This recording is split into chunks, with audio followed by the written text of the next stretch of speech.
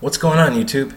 In this video, I'm going to be talking about the Synology NAS. I had purchased a Synology DS112J about 2.5 months ago from Amazon. I got it for about $160 after shipping. It sells for $149.99, and then it was about $10 shipping. And I gotta say, the past 2.5 months, I play with it just about every day. I have been tweaking it, and I absolutely love it.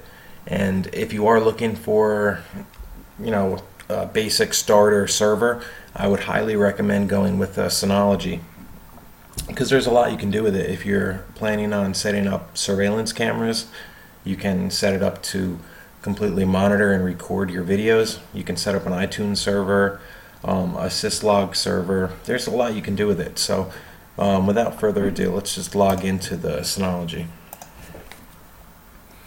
When you first get your Synology, you're going to have to run the DS Assistant. The DS Assistant basically scans your network, finds the Synology, and from there you can load the DSM. DSM stands for Disk Station Manager.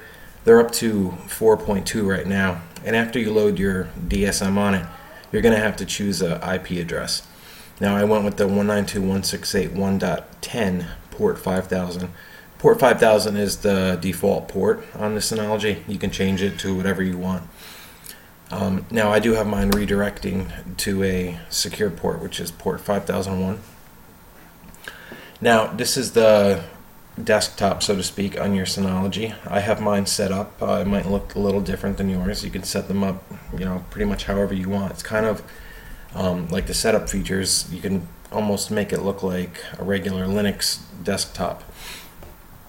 In the top right here, you'll notice I have 2 notifications, and if you click on that, it'll give you a breakdown of the past system events. And what you see here is basically all IP addresses that have been blocked. From here up is today. I have it set up where if somebody tries to get into my surveillance station and they type in the password wrong twice within 2 minutes, it'll block their IP address. So that's just one way of adding an extra layer of security into my Synology. And another thing that I did, which I highly recommend you do this, if you're going to be accessing your Synology from the outside, on the internet, at your workplace or on vacation, if your Synology is going to be visible to the outside network, I would recommend enabling this feature right here, the two-step verification. Two-step verification is basically, it's like the RSA secure token, where it generates a 6-digit number, and if you have a Android or iPhone, you can download the Google Authenticator app, and it kicks out a new 6-digit code every 30 seconds. And it is synced with your Synology, and when you go to log in, it will give you well, it's mandatory. You have to put in the 6-digit code in order to get past the login screen. So that's just a bonus right there for extra protection. So once you get your Synology, if you are going to be using it for the surveillance station, keep in mind it does come with 1 license. Each license costs about $50. I purchased 3 licenses. It came with 1, so I have a total of 4. And when you open up the Synology surveillance station, it's going to open up in another window.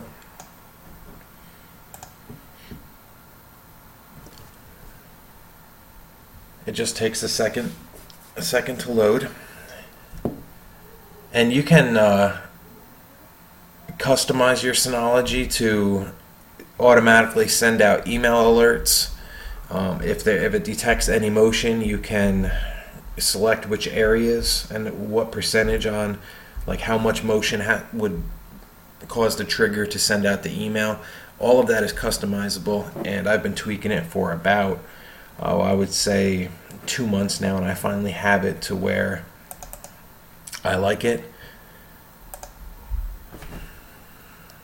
And as you can see right here, I do have my 4 cameras set up. The one on the bottom that is disconnected right now because I'm trying to get it in another location where the wireless is going to have a good connection, because where it was a little bit too far away from my router, and I had to set up an access point, and all that was too much just for the 1 camera. So I'm in the process of relocating it. But what you can do after you log into your surveillance station, up here you have live view. You click on the live view, and this will give you a view of all your cameras. It does operate on Java, so make sure you do have the latest Java installed. Yes, for the certificate.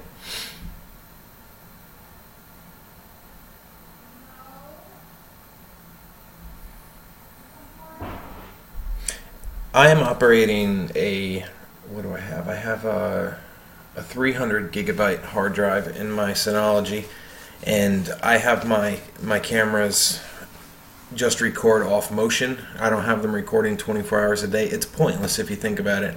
If you can set up your motion detection to detect the right amount of motion, you can actually have, you can go back months. You know, let's see. If I click, go to,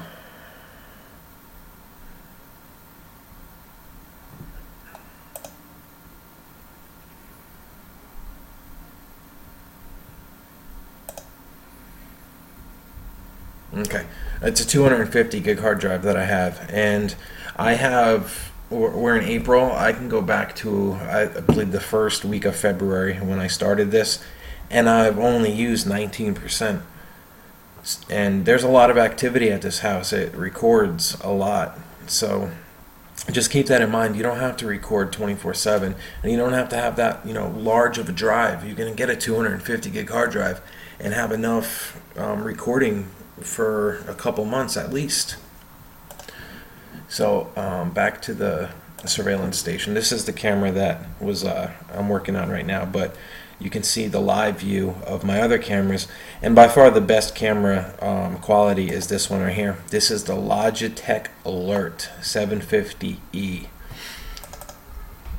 This the Synology doesn't support Logitech right out of the box. I had to go in using Putty and edit the configuration file using the VI editor. I had to basically add the resolution, the IP address, anything that had to do with the camera as far as the physical specifications of it. I had to edit the configuration file so then I could point the Synology to it. And as you can see now, it's working. It's crystal clear. It's a wide angle lens, and this camera, it's about $379 at Best Buy. It's worth every penny of it. I wish all of my cameras were the Logitech Alert. This one right here is a D-Link 2132L high definition camera. And this one down here, this is the D-Link 2310 power over Ethernet high definition camera. Both these bottom ones are power over Ethernet. The Logitech is the power over Ethernet as well. They don't mention that on the box. When I opened it up, I saw that they gave a power line kit where it's stated that you don't have to run any new wires. Just as long as you are next to a power outlet, you would have you would be able to connect it so it's online.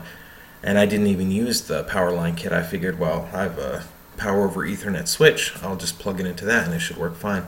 And it does. I think if they advertised it was power over Ethernet, they would actually sell a lot more of their devices. So you can see right here on the top right, it says I have 48 messages. And since I was working on my network today, you can just see that it is a lot of disconnects and connection was restored. I was installing some power over Ethernet Cisco switches today, so my network has been up and down pretty much all day. You can go back. I'll just give you a little glimpse of the timeline feature that they have right here. This is one of my favorite features with the surveillance station, because if you were running 4 cameras, you can have one in each window and you can simultaneously play them. Let's see where there was some motion.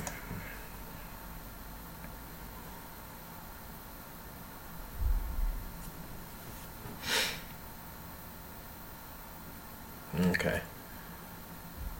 There's somebody coming out of my house.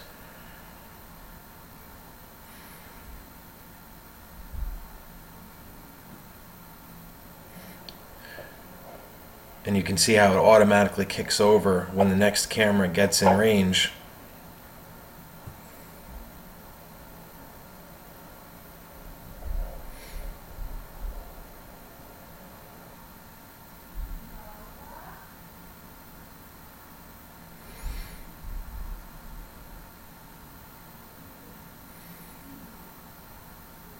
It's very accurate. It's like it doesn't miss a beat. If there's any motion at all, it definitely captures it. Surveillance is good. About a year ago, I lived in a different house, and my house actually got broken into. We had a lot of money stolen, jewelry, and I'm not about to have that happen again. If it does, I'm gonna make sure I catch them by having them on tape. The Due to the fact that the license costs $50 each, most people are going to be very limited on how many licenses they could buy. My disc station only supports 5 cameras. I'm utilizing 4 of them right now, but I do have about 18 cameras throughout my house. My 4 main ones are being monitored on the surveillance station. Wow, you see that bird right there? See, it catches everything, and that's crazy right there. I didn't even know that was there until now. But anyways, that was just a brief little rundown on the Synology DSM. This is DSM 4.2. And you can pick this whole system up for $149. It's a Linux platform. And, in my next video, I will get into how you can access all of this from your work, or if you're on vacation, you can still have access to all this, and you can see your surveillance footage while you're away. And that I love that. If I'm at work, I can pull up a live view of my camera, see what's going on. I can play back footage, see who's been at my house. But in order to do all that, you would have to set up some sort of dynamic DNS, or if you have a static IP address and it, you don't need to set up the dynamic DNS. But dynamic DNS is good if you have a dynamic IP address that changes through DHCP. And we'll get into that in my next video, but until then, thank you for watching my videos, and make sure to subscribe to my channels. I do a lot of giveaways. I just gave away a Canon T3 Rebel. The thing was brand new. I actually gave that away last night. And I do have some other stuff that is currently, I have videos on right now that I'm giving away. I think I have about 4 tablets on. From iPads to Galaxy tabs, from the 7-inch to the 10-inch. I have a bunch of stuff, so definitely subscribe and check it out. And thank you guys for watching this video, and I'll see you guys soon. Take care.